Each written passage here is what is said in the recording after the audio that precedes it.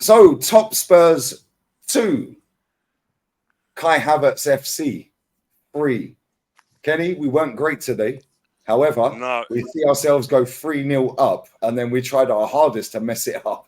What was it like in the away end? I bet you were absolutely buzzing, but then nervous as hell at the end. yeah. Yeah, I'll tell, sum it all up for me, man.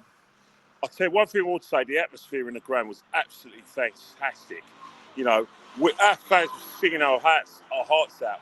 But I would say, right, their fans they can, they can produce a bit of a din, especially when they're on the attack. I'll tell you one thing though, you know, on the balance of play, they self-harmed. Their team sheet was just a joke. You know, playing Bentancur and Madison in that midfield against our midfield was self-harming. That really helped us. But you know, one thing I would say is that they actually played quite well, which was scary. It was scary that they pressed us. They pressed us. They put their tackles in. They got their crosses in. They didn't create as many chances, but they created a lot of openings. And it was only really the mistakes from set pieces, and the fact that they actually had a penalty. If we go through it like chronologically, the first goal was a shock. It was like a set piece situation. Hoiberg puts the ball in the net. We just celebrating, going mad. We were shocked, but I think the game kind of changed when Van der Ven had that goal to Slad. Now, from our angle, obviously from a TV screen when you're watching it, you get the best view in the house. But from where we were, Porro hits the shot, it ricochets, gets to Van der Ven, and he looks onside. Now I don't know whether it's Van der Ven was onside, or it was the Spurs player interfering, or it's Son No, getting involved in play. Gabriel Magalhaes, it bounced off his head. He slotted it in. Yeah, and I was going mad. And then I was like, no, it's offside. But then Kenny, I swear it's a Rizzler paper because Gabriel Magalhaes' backside, was stuck out a little bit like he was at Carnival. Yeah, I swear that is so tight. It is unbelievable, mate. Well, we got lucky with that because on another day that could get given. Yeah, that's the thing. People saying I think when the Arsenal players kicked the ball back to Raya, I was thinking, all right, we might have a situation where we might get away with that. But I do think that if Spurs got the equaliser, I think it would have been a kind of a different game because they were the ones who were playing a bit of confidence. But the second goal I think killed them because it was actually a situation from their attack where they were calling for a penalty. I don't know, a penalty in a penalty. Party and Gabriel, I think it was. They got the ball, both of them. Yeah, they got the ball, but the situation, Spurs stops.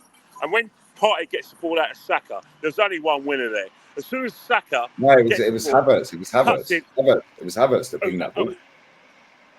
That was Havertz. Ball, right, mate, that first touch from Saka was, mate, what a first touch. Well, it's the way from where we saw it. Where Saka cut in, I went, there's only one. He's not missing that. He is not missing that goal. But the third one was even funnier because, when the cross came in, and I thought, bloody hell, Kai's done the keeper again. And I was on top of the and I was basically saying that keeper on crosses, he'll cost you. That's where we're going to get the game. I always thought that the counter attack, the high line, but it was the crosses. But let's face it, on the balance of play, we got away with murder there because second half they made the substitutions. They substituted Bentancur. They brought on Sarr, and then it was a case of if they scored, then it would have going to be a different game. But what a way to getting back in the game. Right, I don't know what you're doing. It was caught in two minds. I don't know, but you know what's happening. Yeah. But the thing that's funny is that when we saw it went to Romero, we were thinking, oh shit, miss. He's a defender, but he scuffed it as well. He scuffed it, but he done the keeper with the eyes, mate. He scuffed it. Yeah, he scuffed it. But then there was situations where you got to give Ray a special mention, even though he made a Rick with that, like I said, the goal. His handling for crosses. There wasn't a cross that he didn't catch. He commanded his area. Because there were instances when Brennan Johnson got on the right-hand side, and put his crosses in, caught it. Corner reaches, he was catching them. You've got to give that guy, his dues. Because in the first half, he was struggling. Kenny's gone. His signal's gone. Make sure you follow Kenny Ken 1972 on Instagram. He's back. Here he is. Hello. Go on, mate. Yeah, what happened? I don't know. It just kicked you out. Carry on, mate. Go on. Yeah, well, I'm going to go further up the street away No, from go on. We can hear you. Go on, carry on, maybe mate. We can that hear might you. help. Yeah, so basically, when Romero, like I said, headed it against the post, I was thinking, bloody hell, mate. Was that 3-0? You would have thought that Spurs went in there, went 3-1 down. Second half would have been like an avalanche, and it was just been pressure. But one thing I will say, and let's be honest, we saw a bit of the Chelsea performance, but we also saw a bit of the Wolves performance. I have to say it categorically. We weren't good today. We were not good today. We was not good at all today. You know what? We're a first half team, Lee. I'm going to be honest. We're a first, like, if the fact that Spurs got back into the game, scored that their first goal, we were basically hanging on there. And the crowd, you look at the atmosphere of our crowd. Our crowds that were singing and shouting and giving the Spurs fans all sorts of abuse. When they got there, when Romero scored, we were silent. We were absolutely petrified. And then when Son because scored, do you know what it was? penalty, Good to cut you off. Do you know what it was? Yeah, they weren't doing anything. Yeah, and that was self-harm right there because we were fully in control. I was going get 4, get 5. They did nothing at that point really in the second half, and then we gifted them and we gave them the chance. The momentum changed. Then they got the penalty. Do you know what was crazy, right? Yeah, and I'm going to listen, that Van der Ven, by the way, what a fucking player, bro. Van der Ven is top the pace. I told you about his pace. It's not even just his pace, Kenny. He can read the game so well, yeah. But do you know what was sad for me? Yeah, the amount of chances we had to break away, and it always fell to the wrong player. Yeah, Havertz had one where he broke away. If that was Martinelli, he was gone. Yeah, and it was like another one. But the thing is, you say that there was an instance when Martinelli was like I said, on a 1-on-1 on a counter attack, but Van der Ven scoops it up. So you can't really say that, say the wrong player. Martinelli was the right player, but the thing with Martinelli is that I don't know what the situation is with his injuries or not, but he's not getting away from his man. Yeah.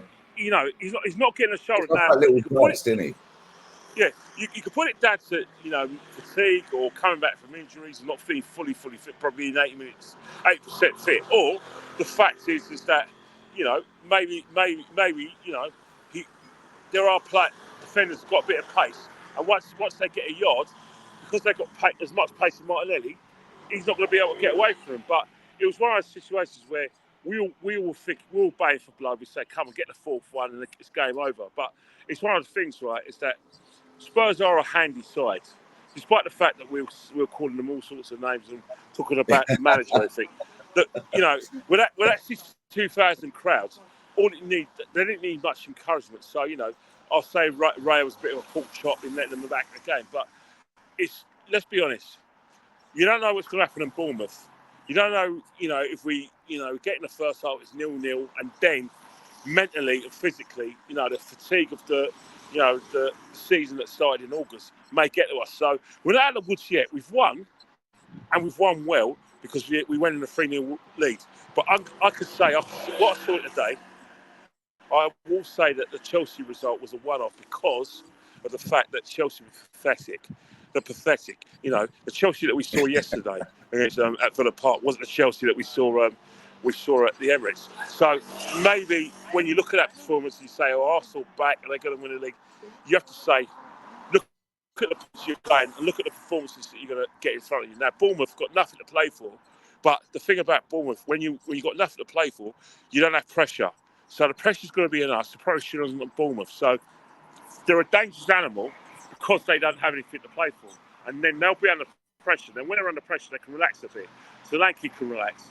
Semenya can relax. And they're better players like Chris can relax. So we've still got to be, eyes on the prize. We've still got to pick the same team.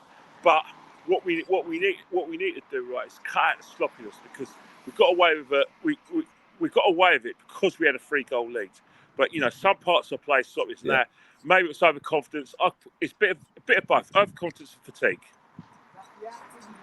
Yeah, I totally agree. Listen, Kenny, it's always a pleasure, man. I'm glad you see that live and direct here because you know what?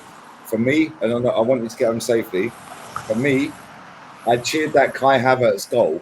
Yeah, and I said his name again. Yeah, haters are becoming believers with Kai Havertz. You know what I'm saying? Well, you know what? You can't knock him because he's not a striker, but he's actually got the goal return that we We don't know what he is, but he's bagged 12 goals, so who cares? Yeah, and that's the thing. If he wins us the league, we're there, bro. You couldn't help noticing that, like a game like that, no Eddie. Eddie didn't come on. We didn't need Jesus. So it just shows you one thing, like that, someone like Jesus, who was like the main man last season. Football leaves you behind. Football's got a funny way of, kicking you up the arse when you're not expecting it. If you rest on your laurels in football, then you're going to get a kick up the arse, and that's why. In terms of Arsenal, every game matters, every point, every 3 points we've got to go and scrap for, because it's not going to be easy. We can't take for granted that, we've beaten Tottenham, then we're going to beat Bournemouth and Man United and then Everton. We have to work on that stuff, because this team, there's still a bit of fatigue in there. It's certain players. And there's still nerves there as well. But listen, get home safely, mate. Always love. I'm glad you've witnessed that as well. It's always nice to get 3 points down the lane, the 3-point lane. Love always, mate. Appreciate it. Love you too. But